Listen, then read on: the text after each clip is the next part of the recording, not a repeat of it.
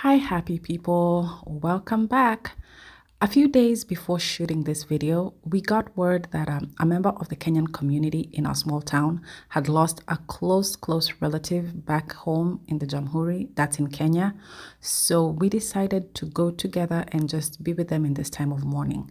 Now, African hospitality does not respect mourning. So we knew that if we showed up there, the lady of the house would take up and start making us dinner, start making us tea. So we called her up before this day, before we went, and we let her know, hey, you know what? Dinner, we're going to take care of it. Tea, we're going to take care of it. You just sit there and sit with the guests and just laugh. So my friends, two of my friends, one of them was going to do all the snacks that we were going to have for tea, mandazis, samosas, sweet potatoes. She went all out. My other friend was going to do the carbs and the veggies, and I was in charge of the protein. So here I am washing the chicken. I have some chicken legs here. That's a 10-pound bag that I got from Walmart, I believe. So I am just washing it. I know there's a huge debate about washing chicken, but for me, I just wash it because you see, it's got little bits of feathers. It's got little pieces of just gunk because when the chickens are processed, they don't really take much, they don't really put much effort into cleaning them. So you want to clean them. You want to get rid of that chickeny smell. And I do that. I clean them with cold water that has a little bit of vinegar sprinkled in it. And I wash until my water runs clear. You can do that. You can just wash one time. However, you will need, when you have such a large amount of chicken like what I'm working with, I just started with a very clean sink, threw everything out of the bag and into the sink. And then when I'm done, I'm going to just do a really good job just washing the sink. And before this, I also made sure that there were no dishes nearby because, you know, salmonella spreads and it spreads really fast. Amazing grace, how sweet the sound that saved a wretch like me. I once was lost, but now am found. Was blind, but now I see. 'Twas grace that taught my heart to fear, and grace my fears relieved. How precious did that grace appear the hour I first believed. Through many dangers, toils, and sneers, I have already come. 'Tis grace hath brought me safe thus far, and grace will lead me home.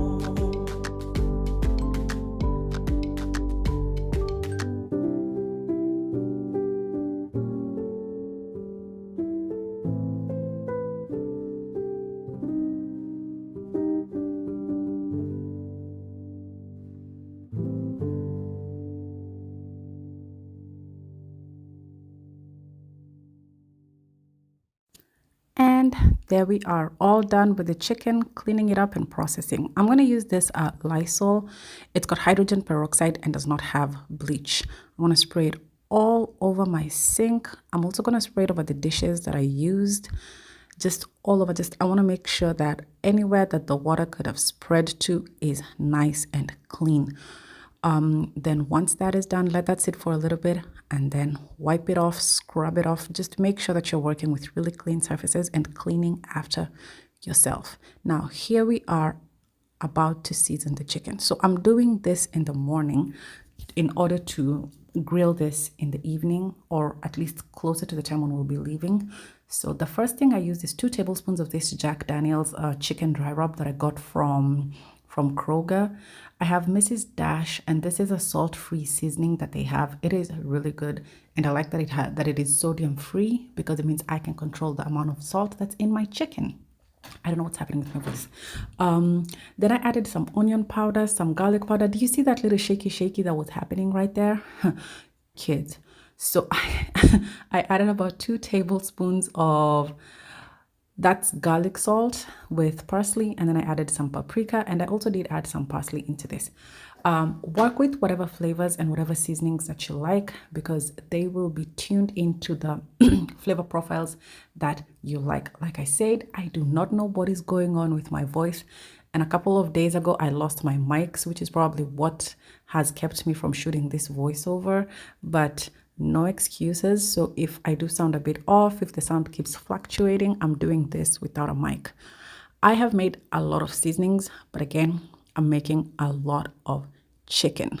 So I'm gonna give this a good mix and put on one glove, because one glove will be handling the chicken, one hand will be handling the chicken, and the other hand will be handling the tablespoon that I'm going to use to pour the seasoning into the chicken. Oh my God, I cannot talk today. So I put in a little bit of oil into the chicken, about maybe two to 3 tablespoons, because I want it to help act as a binding agent on the chicken. Some people use mustard, some people use mayonnaise. Hey, it's your party, my people. So there I am flipping my chicken over from the bottom to the top, because I want every piece of chicken to come into contact with this seasoning.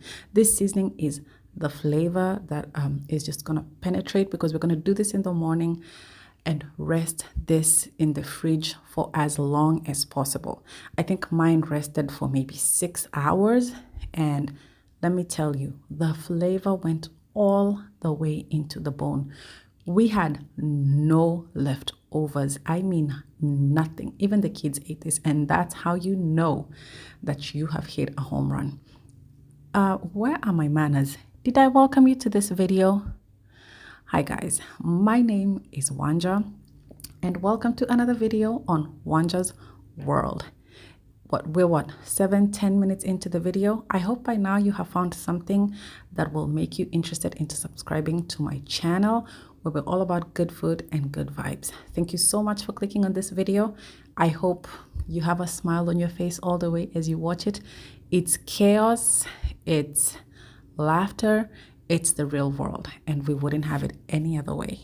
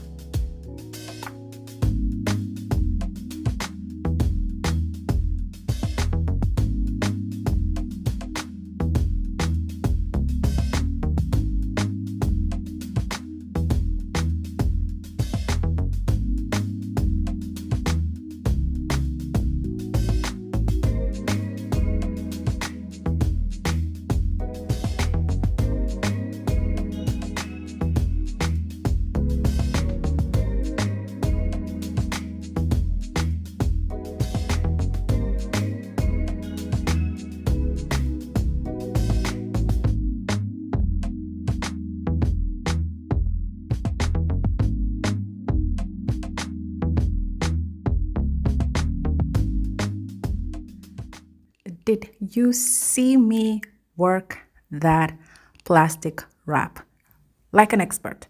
Anyway, I always struggle with plastic wrap, and I got this with like the zipper cutter thing. It's been making things a little better. Fun fact, I do not make a lot of fish on the bone because my family does not like it. Yeah, so the betrayal. So on this day, I knew I was going to be in the company of some like-minded folks who would enjoy this fish. So I grabbed some from Walmart again. This was actually frozen. Oh, hold on. Like I was saying, where was I? So I got some tilapia from Walmart.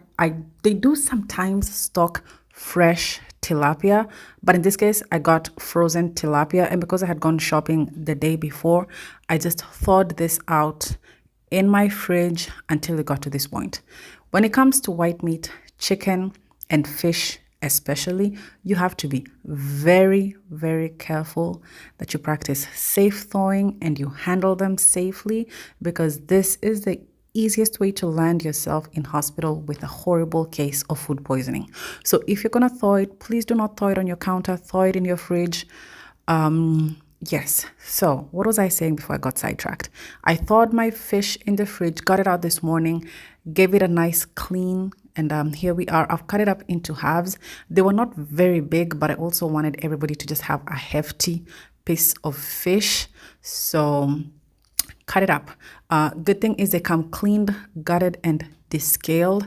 But if they're not, if you find like little pieces of scales remaining on them, just scrap them off with your knife. And once you have them nice and clean, get ready to go. So again, spices, season according to the flavors and the spices that you like. I used fish masala, turmeric, white pepper, salt, and lemon juice. So this, again, season every nook and cranny of that fish. You do not want to bite into a bland spot. And I also added some salt in this because I rarely salt my food, but I did not think my husband would eat this fish because he is very vocal about fish on the bone, but he actually did try some. Kudos to him. And I hadn't put too much salt, so the fish was just perfect. Now, this I will not be grilling. I will actually be deep frying this because that's how we do it at home. Season your fish, deep fry it, and then make it in a sauce. And again, this was a hit. Everybody pulled out their A game on that day. My friend with the carbs, she made the best ugali, and the veggies that she made with that, they were so good. Just thinking about this day, and food always tastes better when you're having it with people and just laughing and having a good time. Because in as much as we were going there to mourn with the family and to just stand with them, pray with them, we also did go and have a good time, laugh with them, because sometimes you got to make the people who are bereaved just laugh a little bit, forget their problems, at least for the minute that you're there, be the sunshine in their day. And this was a good day. So I kind of feel like we probably need to redo this just for a happier occasion. 6 lots of hours later, here I am. Now, fun fact, we're not a big grill family. So when I bought this family, I did not buy my family. I meant when I bought this grill. I got a small grill because it would just be for grilling just our family. But it seems like there's a disease where when you buy a grill, all you want to do is grill. So I am actually looking at buying a bigger grill because I have found that I am grilling so much, and sometimes for loads of people, that I end up doing like 2 or 3 rounds of grilling, and I would like to put that aside. So here is my chicken. Doesn't that look good even uncooked? Man, seasoning will just elevate your food. So I'm looking for a way to squeeze every little bit of chicken onto that grill because I did not want to be coming back for another round. I'm doing it low and slow, so my 2 burners on the grill are turned way down. Once I put the chicken, I covered the grill and then just let it do its thing. Legs and thighs are very forgiving because they don't dry out, and they're able to just cook low and slow and still be perfect without drying out. So I grilled this, and God, they are so beautiful. Just looking at them, my mouth is going all because I want to eat them. Then the fish, I assembled my deep fryer and put it outside. It was 100 degrees outside on this day, but I was not about to fry fish in the house because it's so hot. We couldn't open the windows, but the smell of fish would linger for about 3 years. I was not having that. I stood outside. I braved the heat, and the mosquitoes because they were out to play. But the deliciousness of the fish and everything after made up for it. I wanted to play some music in this video, but I guess I've missed you guys so much. It might probably be all voiceover. So I'm sorry. I chopped up some onions and I used canned tomatoes because I was going to make a sauce for the fish. And it was very simple. Onions, tomatoes, and cilantro, and some salt and, seasonings. This is supposed to be cooked with once you cook it down and the fish is ready, you put the fish in there to absorb the sauces.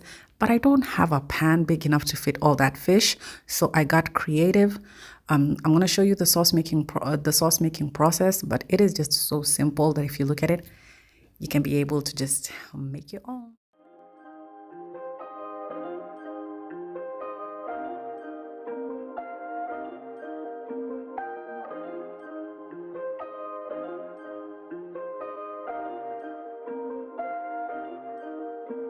Selfish, I want you all to myself, and you should know there's nothing better than the cards that you've dealt. I'm all in for you. You're all mine, I'm yours too. Petty, always saying my name in vain. I'll be damned to let another lover get in my way. Did you hear what I said? You're all mine, don't pretend it's not reciprocated, cause I anticipated. You hang on every word I say, no two ways about it. You're obsessed, you're in love, you're distressed when I'm gone, cause you're selfish. Oh my, you're so selfish. I make you so selfish. I know you can't help it. You're so selfish. You make me so selfish, baby. Oh, I'm so selfish, darling. For you, you're all mine. For you, you're all mine. For you, you're all mine. For you, you're all mine.